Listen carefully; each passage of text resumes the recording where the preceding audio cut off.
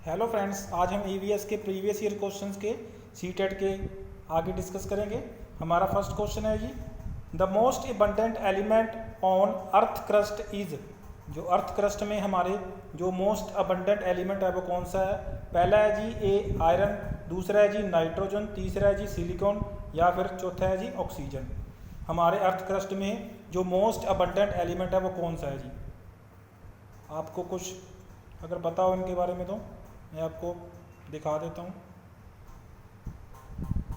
ये देखिए जी, the mass abundance of the 9 most abundant elements in the earth crust is approximately oxygen.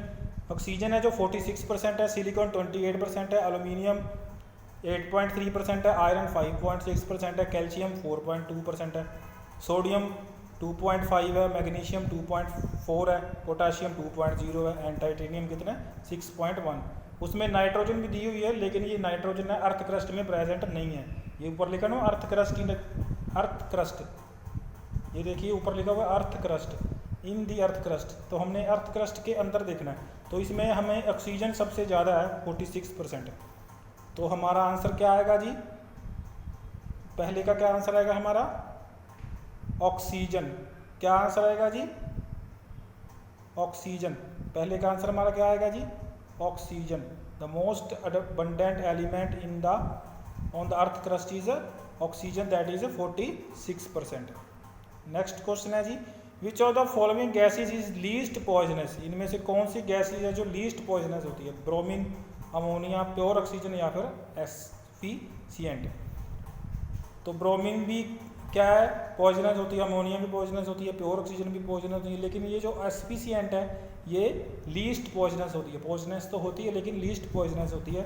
और ये एसफिशिएंट कोई एक पर्टिकुलर गैस नहीं है, ये 3-4 गैसों को मिलाकर कहा जाता है, जैसे कार्बन डाइऑक्साइड होगी, ठीक है। इनको कार्बन डाइऑक्साइड जो होती है गैस वो पॉइजनस बहुत कम होती है, लीस्ट पॉइजनस होती है। तो एक्सीपिएंट याद रखना, ये एक दो जैसे नाइट्रोजन भी इसमें आ जाती है, तो इसको मिला के एसफिशिएंट कहते हैं। ये क्या होती है? लीस्ट पॉइजनस होती है। तो 17 का आंसर कौन सा होगा जी? 4th एसफिशिएंट। आगे चलते हैं जी, yellowing of marble due to pollution is called.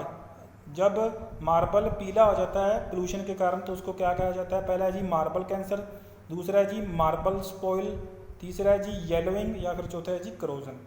तो आपने पढ़ा होगा कि ताजमहल के ऊपर जो मार्बल, जो ताजमहल का मार्बल जो क्या होगा येलो हो गया, वो पोल्यूशन के कारण उसको उस मार्बल में क्या हुआ जी? Marble cancer. क्या हुआ जी? Marble cancer. तो 18 का आंसर क्या होगा जी? Marble cancer. नेक्स्ट है जी, विच गैस रेगुलेट्स बर्निंग। इनमें से कौन सी गैस है जो बर्निंग में रेगुलेट करती है? ऑक्सीजन रेगुलेट करती है, हाइड्रोजन करती है, नाइट्रोजन करती है या फिर सल्फर डाइऑक्साइड करती है? तो कौन सा आएगा जी? सोच लीजिए आप। इसका आंसर है जी 3rd नाइट्रोजन गैस। कौन सा जी? 3rd nitrogen gas which regulates burning. तो 20th का आंसर कौन सा आ जाएगा जी? 3rd nitrogen gas. हमारा अगला क्वेश्चन है जी, the species locally belonging to an area. किसी लोकल एरिया की स्पीसीज को क्या कहा जाता है? एग्जिस्टिंग स्पीसीज कहा जाता है, इंडिजिनस कहा जाता है, लोकल कहा जाता है या फिर प्रोमिनेंट कहा जाता है? एग्जिस्टिंग कौन सी कहा जाता है? ये तो किसी भी एरिया की जहाँ पे एग्जिस्ट करती है वो होती है। इंडिजिनस इंडिया की होती है, लोकल होती है। और लोकल कौन सी होगी? जो लोकली बिलोंग करेगी। तो इसका आंसर कौन सा हो जाएगा जी हमारा? लोकली बिलोंग का कौन सा आंसर होगा हमारा? लोकल।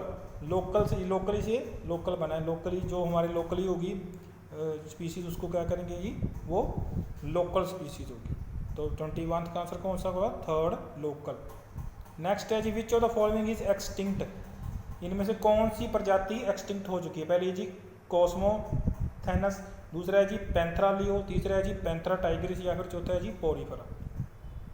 तो आपको बताना है इसमें कौन सी जो स्पीशीज है एक्सटिंक्ट हो चुकी है। कॉस्मो पैंथरा लियो भी है, पैंथरा टाइग्रिस भी है, पोरीफेरा भी है। ये जो फर्स्ट वन है कॉस्मोथेनस, ये एक्सटिंक्ट हो चुकी है। ये एक डायनासोर की स्पीसीज थी। किसकी स्पीसीज थी? डायनासोर की स्पीसीज थी। और ये टर्की के साइज़ की थी। टर्की हैन के साइज़ की होती है और ये हैन के साइज़ का डायनासोर था। ये 150 मिलियंस अगो क्या हो गया? एक्सटिंक्ट हो गया। तो इसका आंसर क्या होगा जी? फर्स्ट कॉस्मोथेनस। नेक्स्ट है जी Ganga is most polluted. Ganga नदी है जो कहाँ पे ज़्यादा पोल्यूटेड है? कानपुर में, हरिद्वार में, वाराणसी में या फिर इलाहाबाद में? तो इसका आंसर आपको पता ही होगा कि ये कहाँ पे है जी सबसे ज़्यादा पोल्यूटेड? कानपुर में पोल्यूटेड है। कहाँ है जी? कानपुर में पोल्यूटेड है। आगे चलें जी, अगला क्वेश्चन है जी what should you eat after heavy exercise to get instant energy. अगर आप हैवी एक्सरसाइज करके जाते हो तो आपको इंस्टेंट एनर्जी लेने के लिए क्या आप खाएंगे? बर्गर खाएंगे, ब्रेड खाएंगे, एप्पल खाएंगे या फिर बटर खाएंगे? बटर के साथ तो इंस्टेंट एनर्जी आती ही नहीं है, एप्पल के साथ भी नहीं आती, बर्गर के साथ भी इंस्टेंट एनर्जी नहीं आती, तो किसके साथ आएगी? ब्रेड के साथ। किसके साथ आएगी जी? ब्रेड के साथ इंस्टेंट एनर्जी आएगी। तो 24th का आंसर क्या होगा जी? Second, bread. अगला है जी which of this is a noble gas. इनमें से कौन सी नोबल गैस नहीं है? Is not a noble gas. इनमें से कौन सी नोबल गैस नहीं है? आर्गन, हीलियम, क्रिप्टन या फिर नाइट्रोजन? तो आपने ये लास्ट वाला ग्रुप जो 18th ग्रुप है वो नोबल गैसेज वाला ग्रुप है, उनमें हीलियम आती है, नियॉन आती है, आर्गन आती है, क्रिप्टन आती है। ये सारी कौन सी है? नोबल गैसेज हैं। सिर्फ नाइट्रोजन नहीं आती, ये 15th ग्रुप में आती है। इसका एटॉमिक नंबर 7 होता है। इस 2 कौन इसकी बन गई, और ये इसके आउटर मोस्ट शेल में 5 इलेक्ट्रॉन है और 2 इलेक्ट्रॉन वैलेंस, इसके आउटर मोस्ट शेल में 2 इलेक्ट्रॉन नहीं है, तो ये स्टेबल गैस नहीं है। ये बाकी जो 3 गैसेज हैं ये स्टेबल है, आर्गन, हीलियम, क्रिप्टन। इनका एटॉमिक नंबर, इनके आउटर मोस्ट शेल क्या है? कंप्लीट है। तो ये नोबल गैसेज हैं। और 4th वन जो क्या है? नाइट्रोजन। 4th वन कौन सी है जी? Nitrogen gas. नाइट्रोजन गैस क्या है जी? नोबल गैस नहीं है। इनका आउटर मोस्ट सेल में कितने इलेक्ट्रॉन है? 5 इलेक्ट्रॉन है, 3 इलेक्ट्रॉन की कमी है इसमें, तो ये नोबल गैस नहीं है।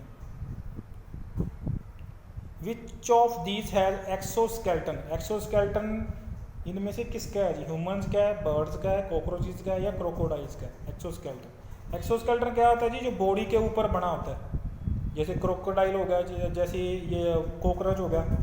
कॉकरोच तो अपनी इसका क्या होता है जी? एक्सोस्केल्टन होता है। इसके बाहर ऊपर एक शेल बनी होती है, ऐसे करके शेल कॉकरोच के ऊपर। ये ह्यूमंस होता है, इनका एक्सियल स्केल्टन होता है। कौन सा होता है जी? Axial skeleton.